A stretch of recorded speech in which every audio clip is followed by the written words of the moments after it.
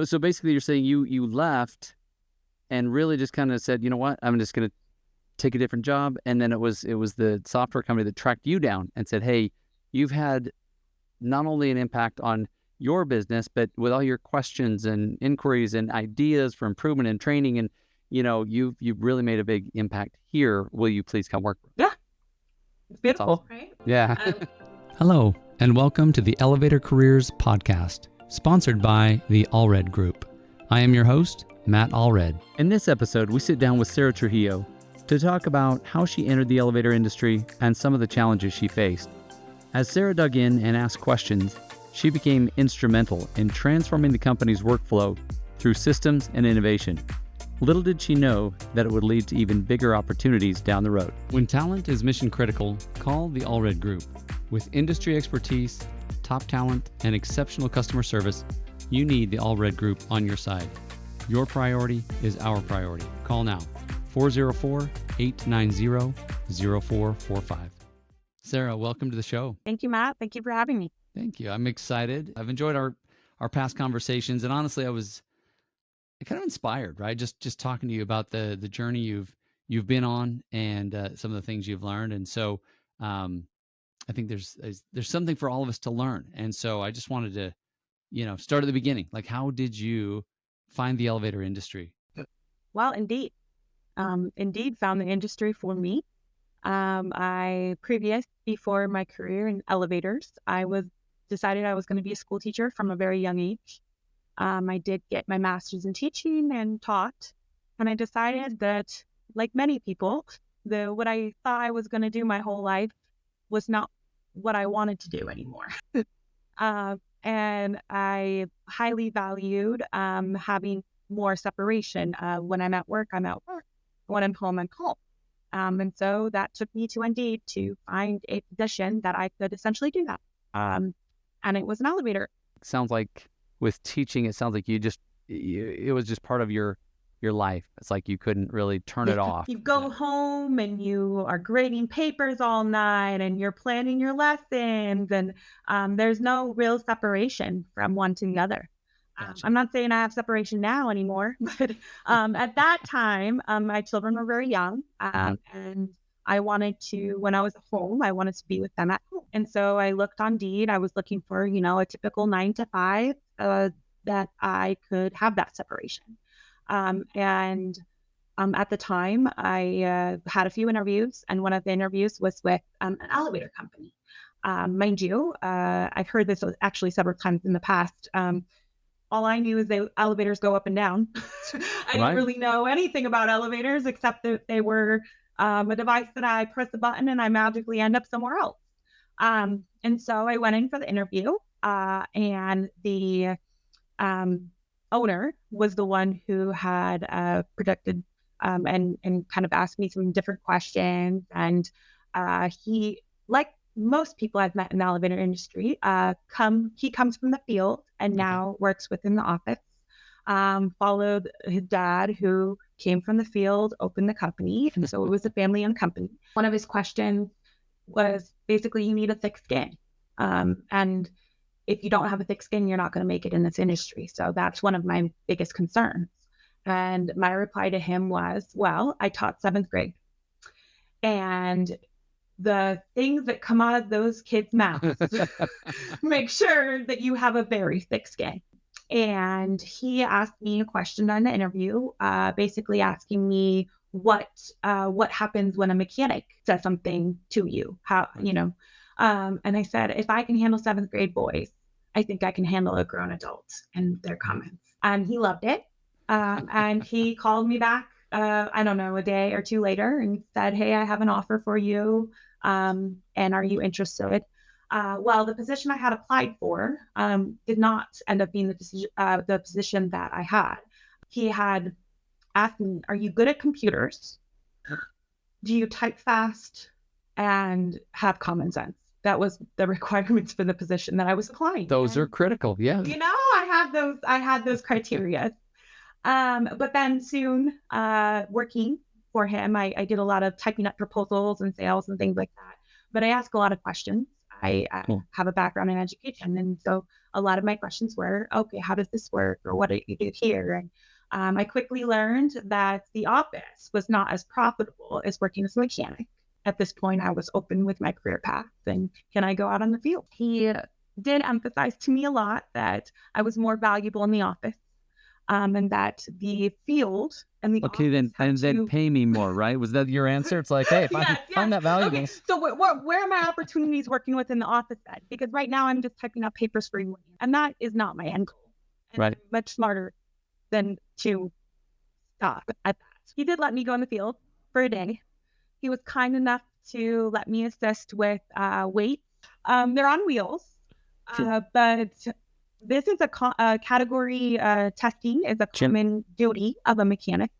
And so I had to move thousands of pound weights from a truck to the elevator, test it, and then move them back.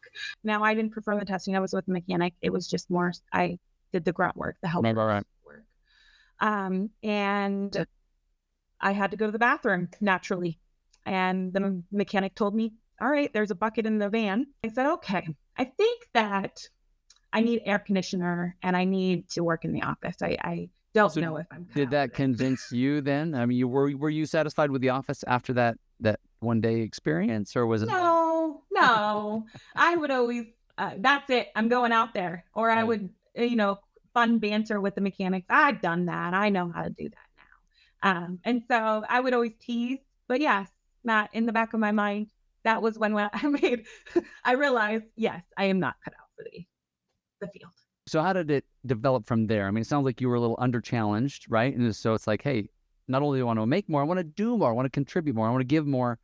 What can I do? How did it kind of grow from there? I learned quickly that there was a whole elevator world out there. Yeah. And the owner was very happy to share the information he knew, right? And so in the beginning, as I typed up his papers and things like that, I would ask about it. He was a huge fan of photos. He actually had a photographic memory. So he could tell you every single pit, every single machine room in depth. And so with that being said, he was growing and he had thought out a system for his growth. Because it was no longer manageable on Excel spreadsheets and paper. Right. And so naturally, I was probably 20 years younger, 15 years younger than the youngest person in the office. And so he said, are you good at computers? Because I need somebody to introduce this new system and make sure that it functions right. And so I was excited. I have a project now. I'm not just answering phones and typing up documents. And so I quickly had to learn a lot about the industry to understand how our system should operate and how we should input data and things along that nature. And then I quickly learned more and more about the different contract types, the different elevator types, and my Rolodex of elevator information started expanding very quickly. As you are implementing new software, he's like, oh, hey, we're gonna roll this out, and by the way, you're in charge of it. Therefore, you need to learn the business, like the industry overnight. Yeah. Mm-hmm. And then teach it to us. Teach us this software. Yep. So then I'd have to do a lot of, what do you do now?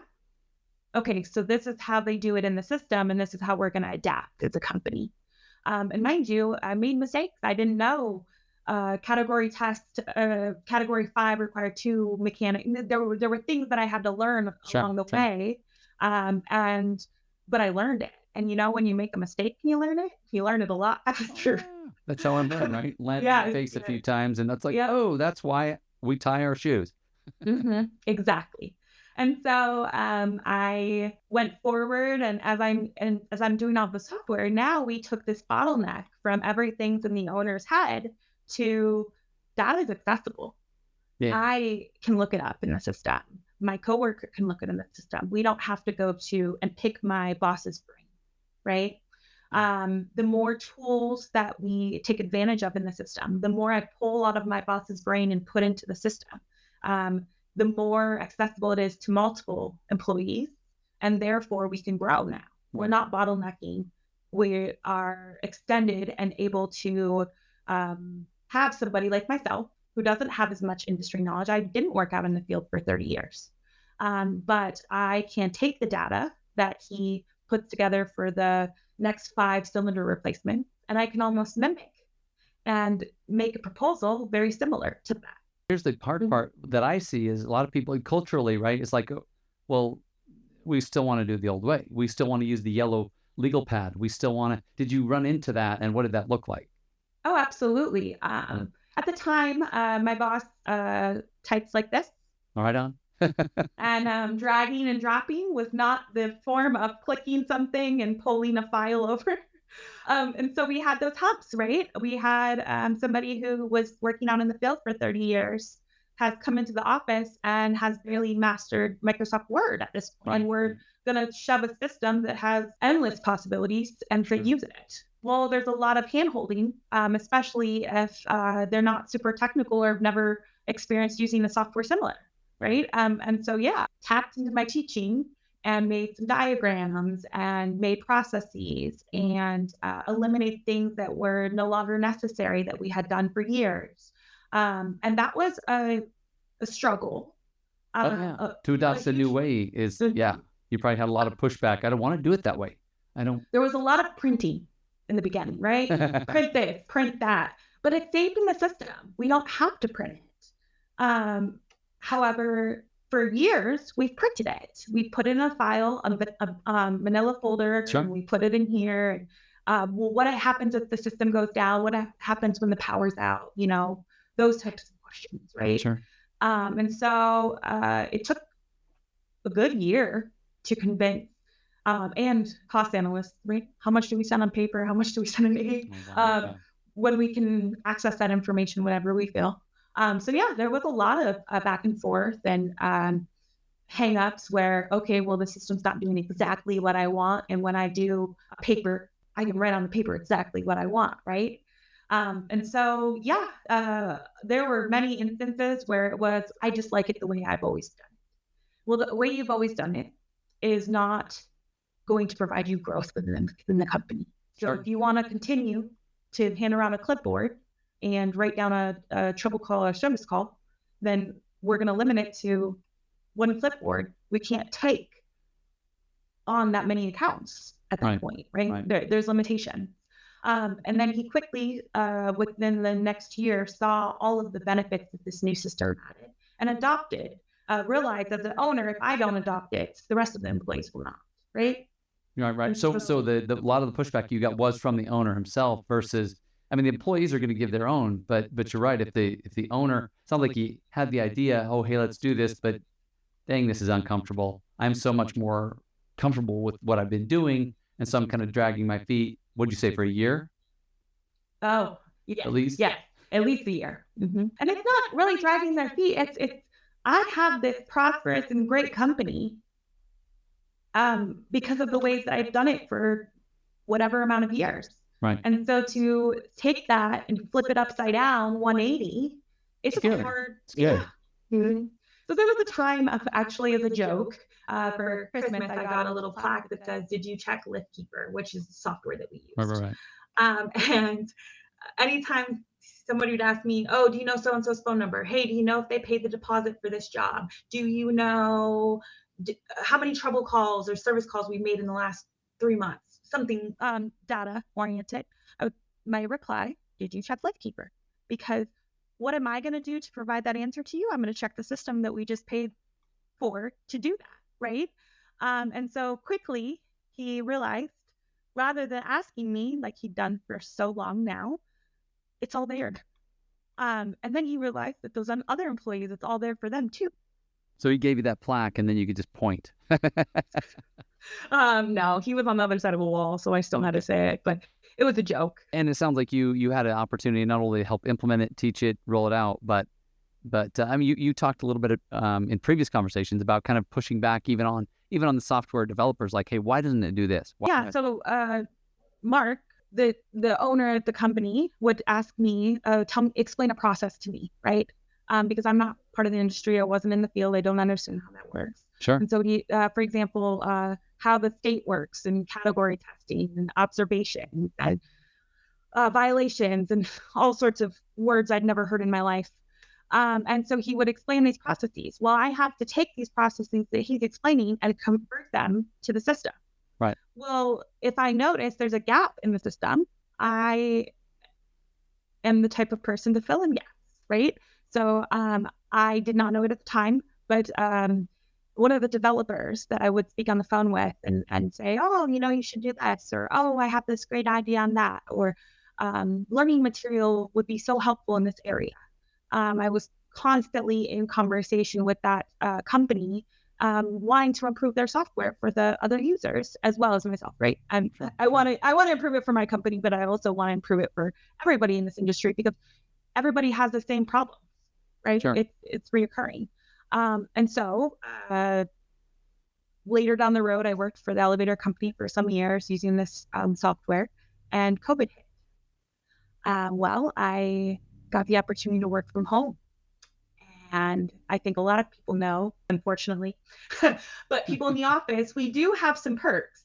And one of them was during COVID, we could work from home. And another thing that a system allows you to do rather than paper, right? Right, for sure. And so now that we have this system, I could essentially do my job, several aspects of my job from home. Right. Well, I want to work from home more often, but COVID's over now, or COVID's calmed down a bit. I also have saved tons of money in gas. I had that 1 hour commute there and back spent with my children rather than commuting. And so I've gotten that taste of freedom, I guess. Right. And so also during COVID, I was from the Chicago area, which is extremely cold and snowy. And I went to college in California. And so I saw a lot of my friends. And yeah. They were out taking hikes, and we were bound in our houses, not able to do anything. Right. And that huge housing boom we're all familiar with. I got the opportunity to a house in California costs the same as a house here in Chicago. Right. Yeah. Crazy. So I felt like it was a no-brainer. And I did make the crazy decision to move across the country. Well, you can't manage. I'd worked my way up at the elevator company, obviously, and become essentially, I went to dispatching. I'd done accounting when the accounting person was out or filled in. I did project management. So I'd worked my way through every position at the elevator company. Sure. So I was pretty well rounded in that view. And so at that point, I was essentially helping the owner run the company. Right. And I had made the decision to move across the country. Well, it's really hard to run a company when you live across the country. Yeah. And so unfortunately, I did have to leave that company that I'd worked for so many years and learned so many valuable pieces of information. I moved to California, and unfortunately, I couldn't find an elevator company that was hiring.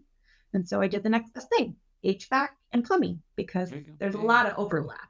And I did that for a couple months. But in the meantime, the owner of the software company that we had used had gotten word that I had left.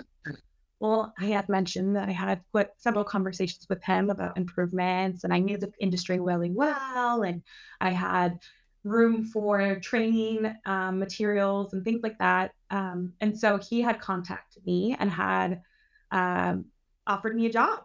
And at that point, like I said, I wanted to work from home. I didn't want to commute. Now, do I travel with my current position?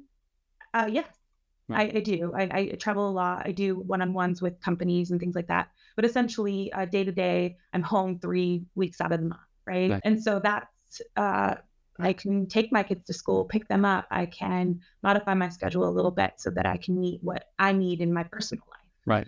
And that's been night and day from working for an elevator company. And at that point, I'd rose in so many levels that I was, getting there early and leaving there late. Right. So basically you're saying you left and really just kind of said, you know what, I'm just going to take a different job. And then it was the software company that tracked you down and said, hey, you've had not only an impact on your business, but with all your questions and inquiries and ideas for improvement and training, and you've really made a big impact here. Will you please come work? Yeah. Beautiful, right? Yeah. It's half luck, half, just, I think one of the biggest things that I've learned in my life is, in this industry, we're close knit. You meet people. Sure. 5 years later, they're in a different position, looking for different things. And those relationships are what you have to really hold tight. right? And so I was offered a position that I could essentially work from home. I was very happy about it and took it. And I got to take my education in education, my degree, Right. apply it, make manuals. I train new onboarding customers. I get to speak elevator all day, which I really missed when I went and worked for the plumbing company because I had to start one again. And then when I'm teaching, I'm not only teaching, I can say I was in your shoes. Sure. I know exactly what you're feeling or what you are, how overwhelmed you are, or what you do on a day to day. And I'm here to tell you that there is a solution and there is hope out there, right? I know that you're creating some of that help, which is the training, right? Because you had said there wasn't a lot of training in certain areas or certain aspects. It's like, especially for someone who's coming from outside the industry, you can't just assume I know the acronyms. You can't assume I know the processes. You can't assume that I know what I'm even thinking here. And so some training, and now you're creating that, so right, and rolling it out. Mm-hmm. Okay. Also beautiful is that the software that I chose to work for, they only do elevators. So Gotcha. my background working for an elevator company now at that point for 5 years was valuable, Right. which it's such a close knit and such a very stringent area. Now I could actually apply all that knowledge that I've learned for years and years and years to a profession still. Whereas when I went into plumbing and whatnot, there was some transferable skills, but that wasn't 100%. Whereas now it's 100%. Everything you learned, you can bring. And I love it. I love talking to a business owner, training an employee, and they don't have to explain anything to me. They don't have to tell me what a category test is. They don't have to tell me parts that are on a hydraulic elevator versus traction. I know these things, right? So it compared to other softwares or other trainers that they would encounter, now all of that back history is already told. It's already done. So they can just focus on, okay, well, my company will want to do this, and this. Or what do you recommend? You work with, hundreds of other elevator companies. What do they do? And I answer a lot of those questions. Very cool. Very good. I mean, you obviously have had a very interesting journey kind of coming from outside. I mean, you said a minute ago, you attribute some of it to luck, but really what I'm seeing is, I mean, you really poured yourself into that job, into that company. You learned it to the point where you really became invaluable. And so it was kind of like, wow, where can we find a person that does and knows what Sarah knows? Well, we're gonna have to go find Sarah because she's got a lot to give through all of that experience. But I'm just curious, through this whole journey, well, let's ask it in two parts. It's one of the biggest lessons you've learned, and what kind of advice would you give to somebody who, maybe they're stepping out of school teaching and they're dipping their toe into elevators and wondering, what to do with it? Yeah, biggest lesson, and what advice would you give? Biggest lesson, never stop learning. You can think you know everything, but guess what? In our industry, technology changes every day, right? You never stop learning about different processes, different tools, different aspects. You stay educated in your industry. And so I will say I've seen and experienced a lot of times when somebody's made that decision that I'm there, I'm comfortable, I'm ready. Well, you can't stop. Yeah. You always have to continue learning. You always have to continue expanding. Don't ever be satisfied with where you're at. And then how does that go on to the second question? I've learned that relationships, they go full circle. You will always meet very valuable people and come back and revisit them later in your career multiple times. And so creating those healthy relationships when you're first graduating as a teacher and you're networking. Right. Finding out what's out there, talk to people, find out what they do, find out if that's a good fit for you. It doesn't have to be in the elevator industry. I just stumbled on an amazing industry that I love. Sure. But some people don't like it. They don't like working with mechanics who like to cuss a lot, or, there's things about our industry that are just accepted, right? Sure. That they don't have a thick enough skin. But I would encourage you to always network, find out what's out there, and keep that in mind. Just because you went to school and got a degree in something doesn't mean that you have to continue in that path if you are not satisfied with it. For sure. For sure. No, that's beautiful advice. And obviously you've lived that out, and you've seen the value of, getting to know people, letting them get to know you and trust you to the point that, hey, it's going to come back around, and they're, maybe they'll offer you a job. They'll give you a call and say, hey, I want your help. And unknowingly, right? You don't know who you're never know. To. Sarah, thank you so much. I've enjoyed this conversation. It's been a lot of fun, and always enjoyed talking with you. So good luck to you as you continue to build training and roll out the training and build your career, really. Thank you very much. I appreciate it. Thank you for listening to the Elevator Careers podcast, sponsored by the Allred Group, a leader in elevator industry recruiting. Please visit our YouTube channel at Elevator Careers, or check us out online at elevatorcareers.net. Please like and subscribe, and until next time, stay safe.